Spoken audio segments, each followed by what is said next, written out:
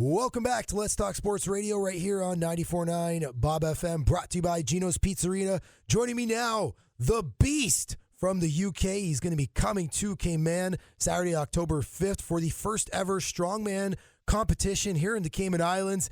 The 2017 World's Strongest Man and the owner of the world's strongest deadlift, Eddie Hall, on the line. Eddie, how are you, sir?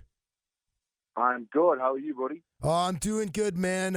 It's great to be chatting with you. You know, it's not very often that I'm able to talk to, a former world's strongest man and, someone who I've seen a lot in the media, and you're a busy man. Tell the listeners a little bit about, I want to kind of educate the listeners on your life, because it's just a very interesting, cool story. Talk when you were growing up. We'll start a little bit with your background. What sports did you play growing up? Well, when I was a child, my mum was a swimming teacher, and so my two older brothers and myself were sort of forced into swimming. And I think age 5, I was in a swimming club, like the local swimming club. And by age 5, I was training up to 20 hours a week in the water. Got to be quite obsessed with that. And I think it was more of the obsession of trying to beat your siblings. You always want to beat your siblings in these kind of things. So that became quite obsessive, and I ended up winning the national championships from age 10 to 13, set British records, won the nationals for my age group by a mile, and then on the back of that, I started lifting weights, as part of my swimming training, and it just slowly developed into that. Really, I got into a lot of trouble at school, so I was expelled from high school at a very young age.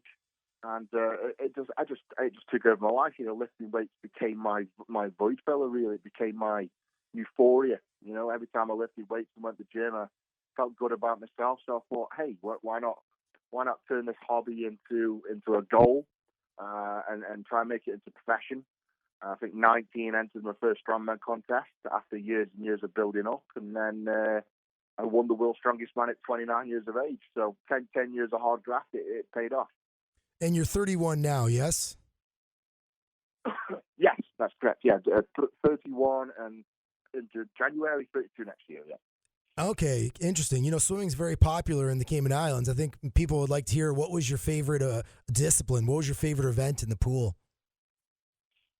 So when I was, I believe, 11 years old, it was front crawl, freestyle was my favorite. And I won 50 meters right the way up to 1,500 meters. So I won all distances. I broke British records in the 50 meters and I believe the 400 meters freestyle. There was only good swimmers out there, and I was doing 50 meters in around 23.2 seconds. I was doing 100 meters in about, I think it's 52.8 seconds by the time I was 13. So got some really good times under my belt from when I was a kid. Obviously, I couldn't swim anywhere near that fast now. Well, there might be some kids here in Cayman that might want to challenge you. I might have to take you by one of the pools here. Yeah, I tell you what, that'd be a good laugh. I seriously, I'm body weight now. I'm 380 pounds, and I can still swim 50 meters in 26 seconds. So I can still surprise a lot of people. I bet that would be a good one. Let me ask you this: so you finish up swimming. Obviously, you get expelled from high school. Was it just a seamless transition? Did you just quit swimming and then start picking up weights? How did you decide you didn't want to swim anymore and you wanted to start bodybuilding and, I think even myself, everybody remembers their first gym pass, the guy, the people that signed them up to their first gym. What was that transition like, kind of giving up on swimming and kind of going to bodybuilding? Yeah, well, it's kind of a unique story, really. I mean, I was the best swimmer in the country for my age by an absolute mile. I was on the junior sort of Olympic squad, what they call the World Class Potential Squad. So, I was on a path to be the next Olympic champion. And I fell out with the head coach of the swimming team and said some things I shouldn't have said. So my swimming career fell flat. I was then expelled from school. I managed to get a girl pregnant when I was young, like 13 years of age. And my nan was actually diagnosed with cancer all at the same time. And I went into quite a dark, deep depression, suffered with anxiety. and whatever else. And this went on for 18 months, taking Prozac, seeing psychiatrists. And it wasn't until I was about, 14, getting up to 15, that I decided to go to the gym on the advice of my parents. And every time I went to the gym, I felt better about myself. I got a sense of euphoria. And I suppose that became my obsession, because it made me feel good. I carried it on. So every day I went to the gym, did that from age 14 up until sort of 19. And I think I got to 19 years of age. I realized that not only was I the strongest guy in the gym, looking on YouTube and Facebook and whatever else, I realized that I was one of the strongest guys in the country. So I entered my first strongman contest. I think I came fifth out of about 30 guys, and I just got the bite for it. And I remember that day when I was 19, when I did that contest, I came back, I put it on my Facebook, I told my friends, my family, I'm going to be the world's strongest man one day, watch this space. And I suppose setting that goal was my void filler. It was something that kept me busy, kept me focused, stopped me diving into this dark, deep depression, and kept me moving forward in life. What was the first workout that Eddie Hall did in his first visit to the gym? Did you go straight for the pec deck? Did you go for the barbell? What did you do? Because you're new to bodybuilding and lifting weights. You walk in the gym. Yeah. We've all seen those guys. They go straight for the bench. What did you do in your first workout? I believe, I was inspired by Arnold Schwarzenegger to go to the gym. So, looking at I had pictures of Arnie up on the wall, the Terminator and all his sort of posing pictures and everything else. And I suppose I wanted to look like Arnie. And the thing that stuck out the most of Arnold Schwarzenegger was his biceps. It was a huge, bulging biceps. So I think that's the very first workout I ever did, was walk into the gym, pick up some dumbbells, and do some bicep curls. I believe it or not, I think the benching and the squatting and deadlifting came probably months after that. So was there a person in the gym, a trainer or maybe like another bodybuilder in the gym that kind of guided you? Or are you kind of a self-taught bodybuilder? Like, when did you start to kind of see gains and start to realize that you can't just do curls and stuff? Like you said, squats came after. What was a turning point? Because a 15-year-old kid in the gym, I don't think, it's a little bit easier now. You can go on YouTube and watch 1,000 bodybuilders. They give you your diet. They give you their chest day. How did you navigate through your early years in the gym to see gains? So, I was pretty lucky, lucky in some ways, unlucky in others. It's not big and it's not clever to get expelled from school, but for me, it threw me in the deep end because, as you're right, I started going to the gym on my own, trial and error. And then, some of the older guys in the 20s, 30s, 40s, been powerlifting, doing strongman for numerous years, sort of said, what are you doing, pal?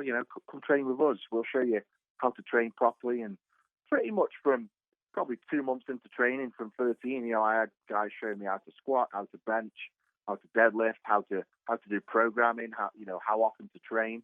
So, I'll happily hold my hands up and say, I was mentored by quite a few guys in the gym at a very young age. And I suppose being taught the fundamentals, and I remember, I got to like 16, 17, I just went off on my own. I went through all this trial and error.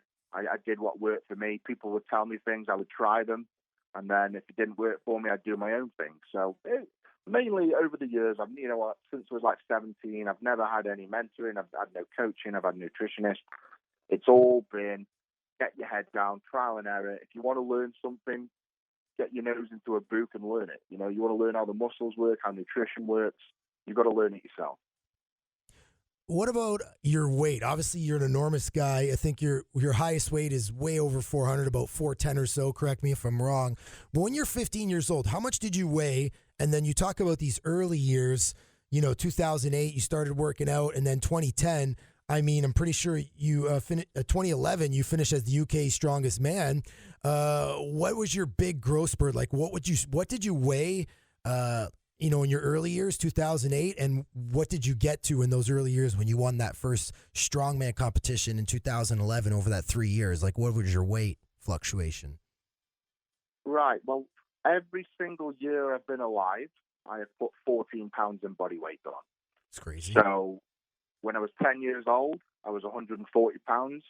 When I was 11 years old, plus 14, 12 years old, plus 14. So I guess when I was 15 years old, just quick maths in my head, I think it was something like 200 pounds, maybe 210 pounds at 15. And it's just been a very slow natural progression. I've always put 14 pounds a year on, traditionally. I got up to 440 pounds when I won the World's Strongest Man. That was my absolute biggest. I think truthfully, I think it was 433 pounds at my absolute biggest. That's crazy. And that was when I was 29 years old. And it's just been a very slow progression. I've lost since then. I've lost, I think, 60 pounds. I got down to about 350 at one point, and I think I'm back up to 380 pounds right now. So it's been a juggle the last couple of years with my body weight, and I'm just finding that balance between strength, fitness, and health. Yeah, it's interesting because you're getting do you have like a big family, or like where does because you're also quite tall. You're 6'3", yes? Yeah. So I mean, I'm the tallest in the family. I suppose I was sprouted out from somewhere out the blue. My dad's 6'2". My brothers are around about 6 foot. So I've been pretty lucky. I had good genes. I've actually done a DNA test in the last few years, and I've got a gene. Have you ever seen the Belgian blue cows, like the cows with muscles on muscles on muscles? Have you seen them? Yeah, I might. I know what you're talking about. Yeah, so those cows have a gene. It's the MSTN gene, and basically it's a hormone that stops them. It doesn't know when to stop putting muscle onto the body frame. So, and I've got the type 2 gene of that. So I've got the MSTN gene type 2, and it basically means I can just hold a lot more muscle mass than any normal person. So, and it's a super rare gene. It's actually called the Hercules gene, and I'm very blessed to have had this gene, and I think that's why I've always excelled at sports. I've always everything I've put my head to, I've dominated. Strength sports, swimming. And I'm sure if I put my nose into other sports, I would do very well. So let me ask you this. You're 15 years old. You invest a few years, 3 years. I believe in 2011 is when you won the UK strongman competition. So that would make you 18 years old when you won your first, like your notable strongman, yes? At 18? No. So I was born 1988. So 2011... I would have been 21, 22, 20. I was 23 years old when I won the UK Strongest Man. I believe I was the youngest person ever to have won it. So, it was a very fast-track career. I actually won England's Strongest Man at 22. UK's at 23. I think I won Britain's when I was 25. And then obviously won the World's Strongest Man at 29. So you walk into that first real strongman competition, with the one where you finished first in 2011. That's your first. It looks like sounds like you had done a few other smaller competitions, but you walk into that big one, the UK Strongest Man, and what's the scene like? What's the atmosphere like? You're kind of the new guy on the scene. You got a bunch of other big lifters in there. What was your mentality going into these things now that you had invested a number of years into the sport, your body, the training, one of your big competitions? What was it like? Kind of set the scene for us. So I remember my very first big contest, and that was the UK Strongest Man 2011. And I'd done the networking, I'd done the rounds in the strongman scene. I'd won England's Strongest Man, but hadn't really got noticed. I hadn't got noticed enough to be invited to the World's Strongest Man. And I remember going into the UK's 2011, and I put a status on Facebook, and the status said, "I cannot wait for next week when I get handed that trophy at UK Strongest Man." And I suppose that was me all over. The confidence I had going into these shows was through the roof. I almost taught myself mentally. It was a lot of self-meditation, self-belief, and I suppose that it was the training to back it up. And I was always known for that. I was always known for being quite arrogant and confident, but I always delivered. So that arrogance and confidence, turned into success. it's something I'm actually very proud of. I was the Conor McGregor of strongman in essence. I'd shout and bawl, but I would always back up my bull. I like that. You're the Conor McGregor of strongmen. You actually asked. Yeah. You have a. There was a question there that you reminded me of. At what point in your? I probably know the answer to this, but I would like to hear it from you. At what point in your career did things start to change? Where you woke up one day and you had a trillion notifications on your cell phone, people that you didn't know calling you. You start walking around maybe the UK, and obviously you're a notable person. When did things start to change for you? When you went from a relatively unknown to wow, like things have changed. You're a superstar. When did that happen? I think, brutally honest, I think it was a very gradual thing. I won the UK Strongest Man in 2011, and I won it every year since. So, I've had that sort of that prime time on TV at Christmas. The Strongman airs on TV at Christmas. I've done all the TV interviews, the radio interviews. I've done a hell of a lot of networking, always getting my face out there, taking all the jobs I could. And I just think it's just been a gradual build-up, It doesn't feel to me as though I've gone into a big game show like Big Brother or something and come out a superstar. It doesn't feel like that. It feels as though I've built up my own fame, my own brand very slowly over the time. And now it's got to the point where it's everywhere, I'm being pulled all angles, getting TV show offers, movie offers. And I suppose it's just from years and years and years of input and effort, and it slowly pays off. And I suppose what worked for me personally was building up a brand. I was nicknamed the Beast by Arnold Schwarzenegger himself, and I embedded that into my brand. I became the Beast, and the audience loved it. They love. It's like the wrestling. The Undertaker and Kane and people like that. They're not the real names. They're brands. And the audience get involved in those brands and follow the storylines. And I suppose that's what I was through my strongman career. I was a brand. I was a storyline for people to watch and follow. So let's go to 2017, World's Strongest Man. So obviously you've had a really good run, 3 years in a row as Britain's Strongest Man. And, from 2011 to 2016, you're the UK Strongest Man. 2017 comes. In 2016, you finish third. You go into the 2017 World's Strongest Man, and I think it's in the last few years, strongman, in part because social media, the popularity has grown. You've got right now, there's probably more, but 3 really big names in strongman right now. Yourself, Brian Shaw, and the Mountain, Hafthor Bjornsson. So walk me through the 2017 strongman. You're dominating your region, you're dominating your country. You finished third the previous year. Walk us through 2017. What was different? And what did you do different? What was the event like? Because first and third were separated by 3 points. So it was a pretty close contest all the way through. Walk us through that competition where you ultimately won the World's Strongest Man. Yeah, I mean, if you look at the points, you could say it was a close contest. But if you actually watch the show, I won it by a mile. I went into 2017. I believe is the best condition I've ever been in my life.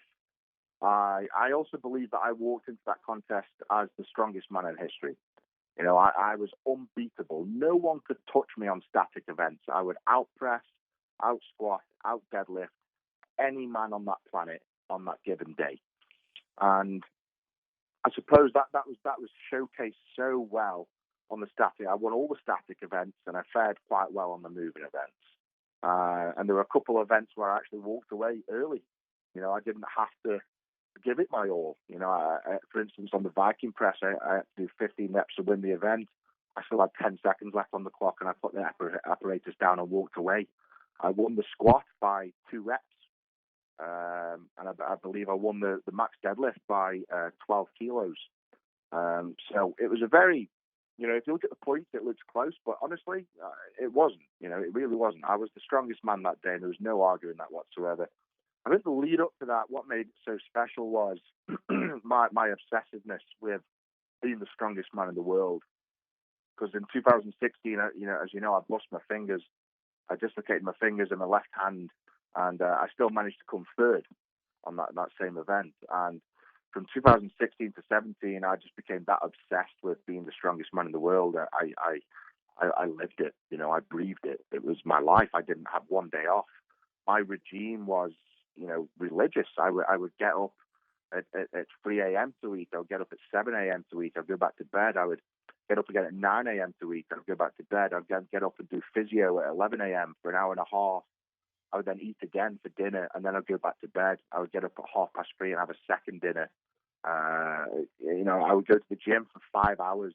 I would then come back, eat, go to another gym, do my hot and cold, do my stretching, do all those sort of things. And then I'd come home, I would eat again, and then I would climb into a hyperbaric chamber, which is like a pressurized chamber where you breathe oxygen.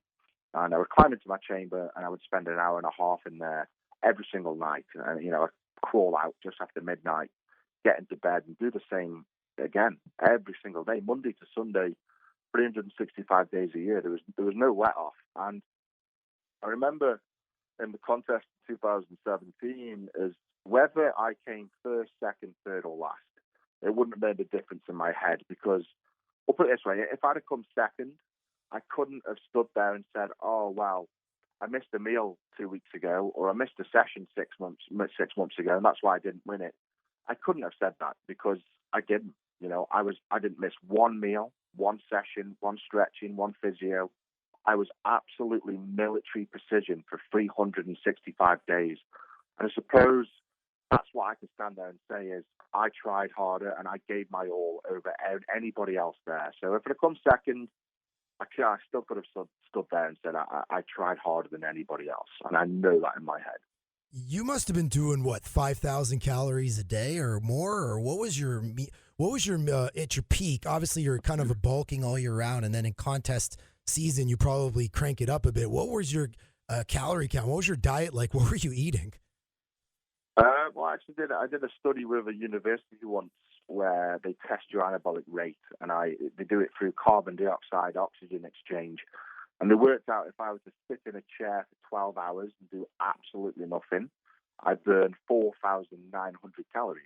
That's crazy. So, exactly. So on top of that, you've got day-to-day life, you've got walking about, you've got taking the kids to school, doing the shopping, and then you've got to add training onto that. And then with strength training, you've also got to add the recovery calories. When you're sleeping, your body's working twice as hard, building muscles. So you're burning sort of 500-600 calories an hour in your sleep. In the lead up to 17, I was doing, on average, 12,500 calories a day. That's insane. Sometimes up to 15,000. And you see guys online, all these competitive eaters, even Brian Shaw, they do the 10,000 calorie challenge. That's crazy because before you even lift a finger, your body was burning 4,500. So if you were doing on a 5,000 calorie diet, not to even include your workouts, you would have been at a caloric deficit. So your meals, you must have been doing full steaks, like pounds of ground beef, tons of rice. What kind of stuff were you eating? Yeah, exactly that. I was such a huge body weight. I was 433 pounds. I tried my best to eat healthy, but in order to get the 12,500 calories in, I must admit, there was a hell of a lot of cheesecake, a hell of a lot of ice cream. So it was always like, eat a good meal. So you eat your meat, eat your vegetables, eat your carbs. And then it would be, for pudding would be half a family of cheesecake and a liter of ice cream, And that's probably, I was doing that 3 times a day, having those sort of treats to up the calories, and I had to. There's no way you can get 12,500 calories into your system via chicken and rice. It's just impossible. Who's making these meals for you? Well, I'm a full-time athlete, so my wife always did the evening meals, but I'd always feed myself from morning to the evening. So it was just a case of having to teach myself to cook and doing a hell of a lot of eating out, even working with prep companies, to send me food. So it was just a mixture of everything, really. But I spent a lot of time in the kitchen, a couple hours a day cooking food for myself. And you sound like a self-motivated guy. That's a lot of time, spent, a lot of the same, kind of tedious routines. When you got to do the same thing over and over again, what about costs? Like, you're an athlete, you're a professional athlete. At what point do you have help with the food? Did you have a food sponsor? Because this is 12,000 calories a day. That's kind of a lot of food. I can imagine you're spending thousands of pounds on, to fuel your body. Yes. How did you make it work? Yeah, I mean, I was quite lucky. When I first quit my job and went pro, I had a lot of savings in the bank. I sold a big security business. I, saved up a lot of money from my work. And then it was just, basically sponsors paid the bills. I also did, obviously, the competitions I was winning brought in a lot of money. The 500 kilo brought in a lot of money. And I suppose when you break it down, and I did break it down once when I was at my biggest, I was spending £300 a week on food, £300 a week on physiotherapy, another £250 to £300 on other recovery methods like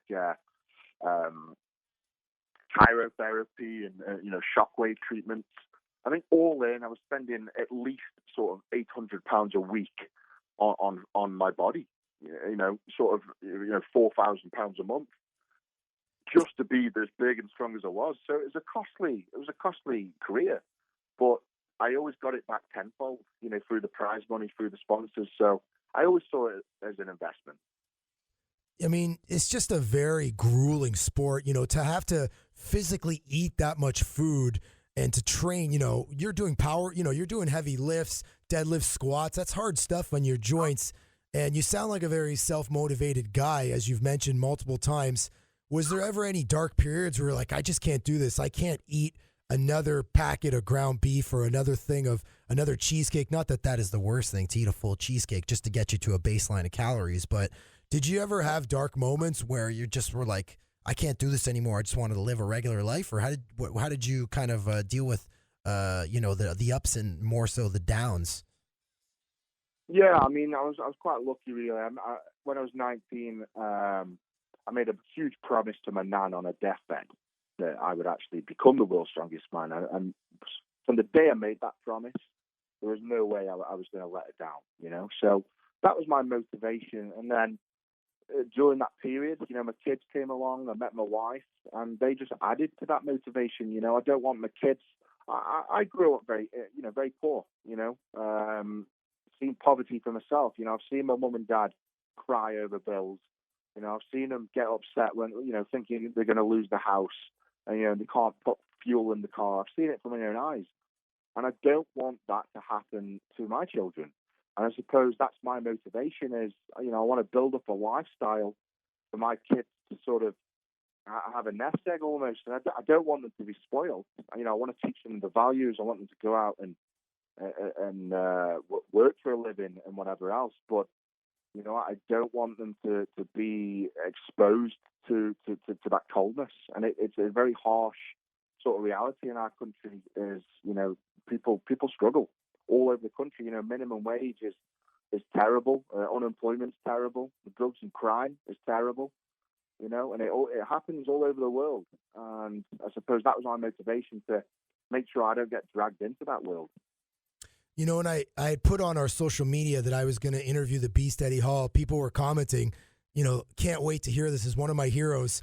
Do you feel that you are, a hero? And do people reach out to you, social media or, back home in the UK and, share their stories? Because you seem like a very affable guy. You seem like, you're a beast of a man, but you seem like a very relatable guy. How has your celebrity and your success as a strongman, how have you been able to translate that into, helping and connecting people that you inspire? Because, it's rags to riches story. And, you seem like a guy that's worked hard for everything in his life. How has that part of your career kind of been fulfilling in connecting with people who idolize you and kind of look up to you for what you've accomplished? Well, first and foremost, I have to sit down and take a crap like everybody else. It doesn't matter who you are, what you do. We're all the same. And I suppose that's why I'm so relatable. As you say, I wouldn't say I've quite come from rags, but, I've had a very hard upbringing, and I've had to work for every pound that I've got in the bank. And I suppose it's that Rocky story, It's that guy that works the hardest, that you put all that hard work and dedication in, you can do anything in life. And, I was inspired by somebody like I was inspired by Arnold Schwarzenegger, and Arnold Schwarzenegger was inspired by a man called Reg Park, and I've had that effect on other people, and it's a massive knock-on effect of inspirational people that change people's lives. And I suppose I'm very humble and very privileged to be a part of that process. I was inspired to go out and win the world's strongest man, and my doing so has inspired probably millions of people to go out and achieve goals in life. Even to get out and go to the gym and get fit and healthy, or to talk to people about the depression. It doesn't matter. It's being a part of that process is a great feeling, and I feel as though me giving back to the people and talking about the depression, talking about the struggles, talking about coping mechanisms of how to get on with your life. I feel it's a real great humbling feeling to be able to do this. You've mentioned Arnold Schwarzenegger as your hero, Terminator posters on the wall. Set the stage. What was it like? When did you first meet Arnold? And what did you guys talk about? And did he exceed your expectations? Are you guys friends? Tell me a little bit about that interaction. So, Arnold's always been a hero of mine. I've grown up and the mesmeration of Arnold. Met Arnold a few times in and out of competition. And then it got to the Melbourne Arnold Classic where I was asked to pull a world record deadlift. And, I got onto that bar at 11 a.m. in the morning, rocking a world record deadlift back and forward. Arnold was meant to be there watching. He didn't turn up. So I just said, sod it. I'm getting cold. I've got to do this lift now. And as I was rolling this bar back and forward, started to lift, Arnold Schwarzenegger rocked up by my right-hand side and started cheering me on to do this deadlift. And thank God I did. Threw that weight down and give Arnold the old Predator handshake, had a quick chat. And I suppose the relationship started there. Really, we bumped into each other quite a few times since. And but we're actually talking about a few business deals together of late. So, to meet, that was one of my life goals, was to win the world's strongest man, do the world record deadlift, and meet Arnold Schwarzenegger. So, in terms of my goals that I set from when I was 19, I've achieved them. And now I have. It's resetting those goals. And I suppose Arnold has inspired me to do that. He's inspired me to reset those goals like he did. He set goals to win the Olympia. And then he set goals to get into movies, and then he set goals to get into politics, and he just keeps achieving, and he keeps resetting. So that's why Arnold's always been my hero. He's one of these guys that just proves to you that hard work and dedication pays off, and he's the American dream. How many times have you watched Pumping Iron? I've watched it a dozen. I've watched Pumping Iron quite a few times, and when I do watch it, it does remind me of myself. Very much so. And seeing a younger Arnold act and be the way he was kind of weird to watch, because it was very, very relatable to myself. Going through the competitions, being that arrogant kid, being that cocky, confident guy, but then backing it up. Arnold was the Conor McGregor of bodybuilding back in the day. He said it ludicrous things, but he backed it up, and that's why. I became so sort of mesmerized and obsessed with Arnold. It's like Lou Ferrigno's dad says, "You're the king of kings, Arnold. You're the king of kings." It's that iconic line from that movie. Yeah, that's it. Your deadlift, you're the world record holder in strongman rules, 1,102.31 pounds, set in 2016. The Cayman Islands is fitness, and it's fitness central. People love sports fitness here. Walk us through that lift. What does it take to do a good deadlift, let alone lift over 1,000 pounds? So the lift was, as you know, if you're into the sport, you know how crazy it was. He's beating the world record by 8%. It's like Usain Bolt taking nearly a second off the world record 100 meters. It's just unheard of. To be able to do that lift was, when I set off on my journey, I realized how ridiculous it was. I got into the gym. I set the goal in 2015, and I got into the gym, and it took me 6 months to sort of realize I can't get anywhere near it. So I took a step back, sort of reevaluated what I've got to do. And it was basically a trick of the mind. It was a scientist that sat me down one day and explained to me that there's no way you're going to be able to pull that, because you can't get the muscle fibers to get involved.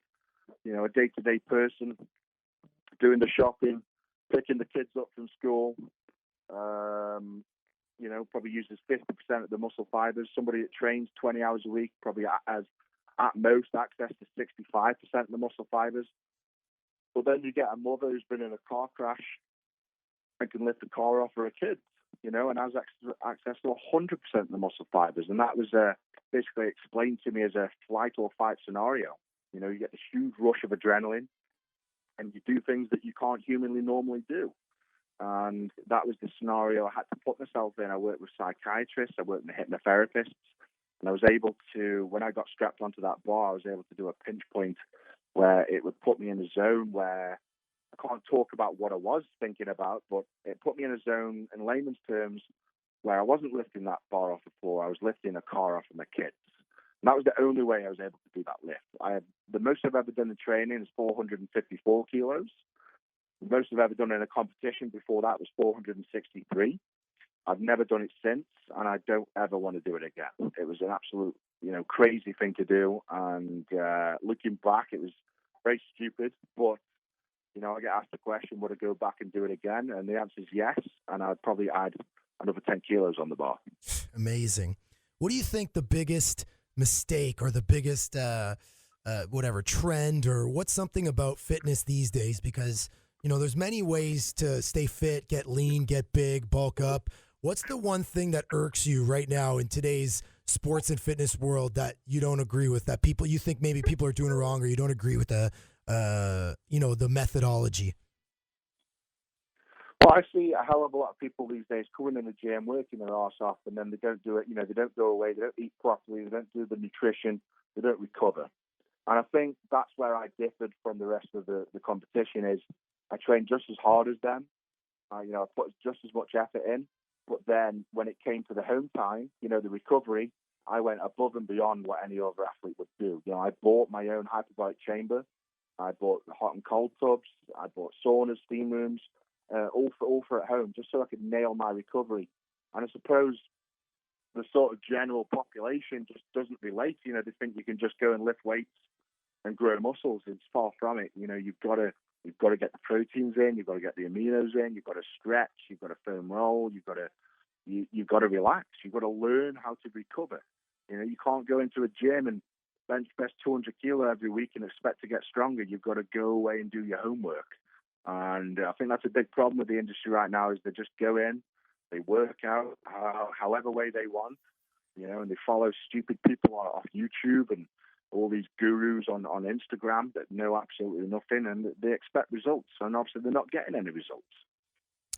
So the second phase of your life, your career has begun. You are retired, yes?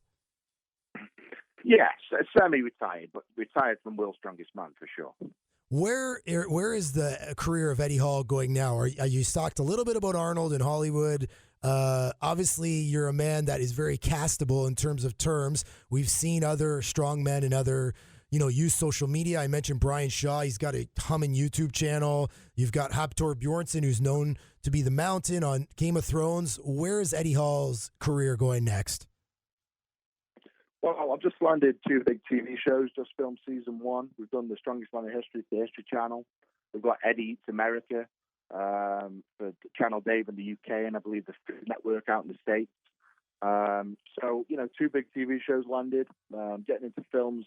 I can't talk about the film stuff, but I'm getting into a couple of movies in the next 18 months that's going to go big and wild.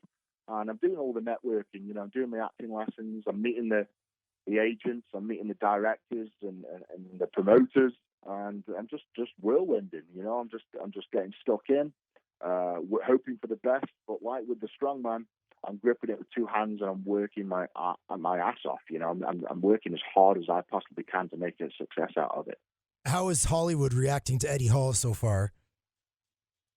Very well. Obviously I get the gasps. I get the directors looking me up and down like, geez, I could use you in a film. So it's been great, and the TV stuff's really kicking off. The History Channel thing's been airing a few weeks now. That's doing really well. My own TV show is yet to air, but I'm sure that's going to be great. So, the reaction's been great, man, and I think because of who I am and my title, I'm front of the queue, if there's 1,000 auditions for a movie, you can pretty much guarantee I'll be on the top of the list because I am the world's strongest man. I've got that I've got that wow factor already. You're the beast, bro. You're the beast. Let's wrap with this. Saturday, October 5th, Cayman's first ever strongman competition featuring you, sir, the beast, Eddie Hall. How did this come together, and are you excited to come to the Cayman Islands, one of the most bustling tourist destination, top tourist destination in the world, and, you know, just a great place that I've called home for the last 4 years. Excited to be a part of this event. Tell us about it. Yeah, 100%. I was approached by a gentleman running the event, Tony, and he told me all about it. He told me I was incorporating each event to a different charity, some of them very close to my heart. And I just couldn't turn it down. You know, it's a great opportunity for me to come out and meet the Cayman Island people, explore the island, see what it's all about. You know, as you said, it's the number one destination in the world. I've never been, so I'm just really looking forward to coming along, having a chill, looking forward to meeting all the people, looking forward to the contest, looking forward to the guys sweating it out, lifting those weights to see who's the strongest man in the Cayman Islands. So it's just going to be a fantastic. You know, there's one thing I will say about strongman. It's for the whole family. You know, people think it's not like football or rugby or soccer. It isn't just the guys that turn up and watch. You know, from experience, doing all these shows around the world. It's mom, dad, it's grandma, granddad, it's brothers, sisters, it's the kids, the babies. Everyone comes. It's just such a relatable thing. And I think what it is, you know, human nature can't help but be mesmerized by strength. You know, it's been held in high regard since time began. You know, all the Hercules and Atlas and people like that. You know, strength will always be admired and fascinated upon.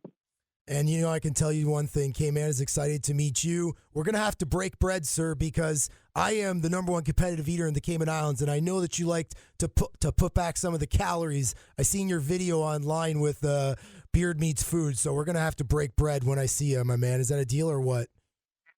That sounds good. You line up the stakes, and I'll knock them back. All right, brother. That's Eddie Hall, the Beast. He's coming here October 5th, 2017, World's Strongest Man. And 2019 best interview right here on Let's Talk Sports Radio. Looking forward to meeting you, and thank you for being so generous with your time, Eddie. I appreciate it. Thank you so much. Take care, guys, and I'll see you all soon. All right, take care, Eddie. Thanks a lot. Really appreciate it. Thanks, Jordan. That's it for Let's Talk Sports Radio. Join us every Saturday at 9 a.m. Brought to you by Gino's Pizzeria. For Hurley's Media, I'm a sports guy in a boat. I'm a sports guy in a boat. I'm a sports guy in a boat.